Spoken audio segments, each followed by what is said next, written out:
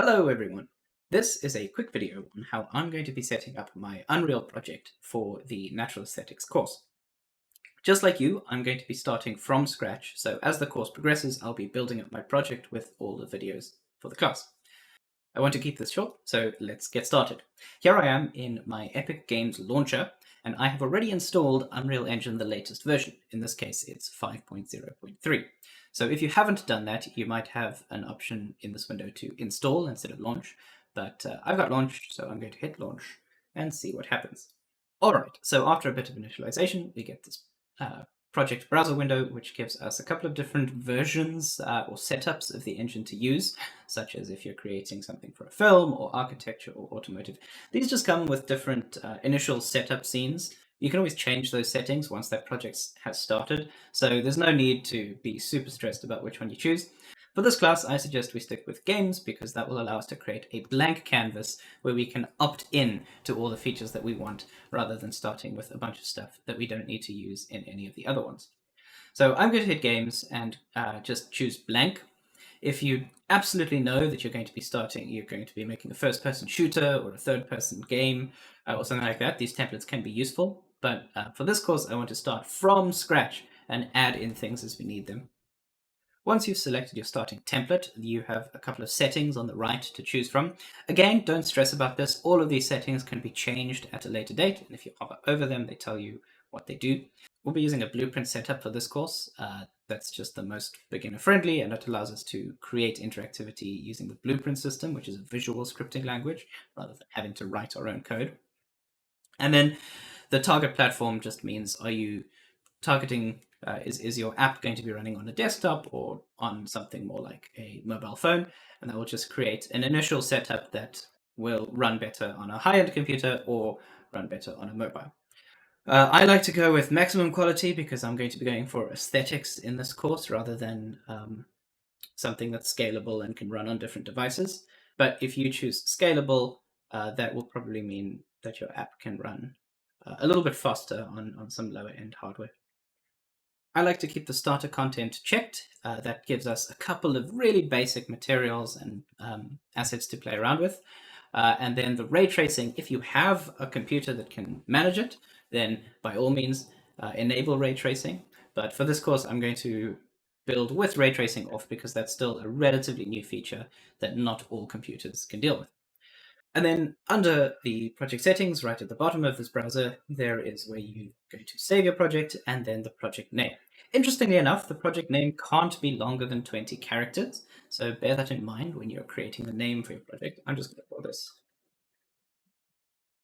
Natural Aesthetics, and I'm going to save it to an external hard drive.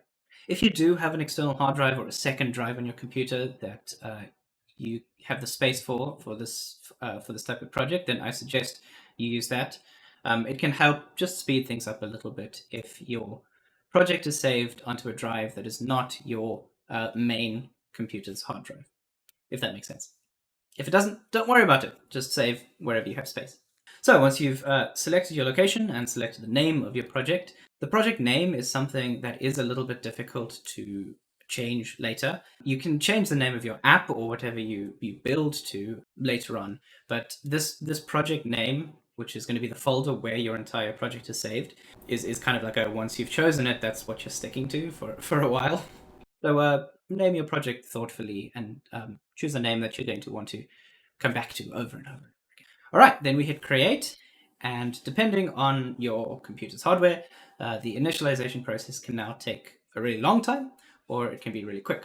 Also depending on what type of assets, what type of template you're starting from. Because we started from blank, in this case, it's opened up pretty quickly, which is delightful. That's new. Usually opening up the Unreal projects takes a really long time. All right, so here we are in our project window. It is now opened. I'm not going to cover the interface because some of the starter videos should have done that for you. But I do want to make sure that we are just set up for the rest of the course. So the first thing that I'm going to do is go into Window and then Quixel Bridge. And that's going to open up an external window for Quixel Bridge.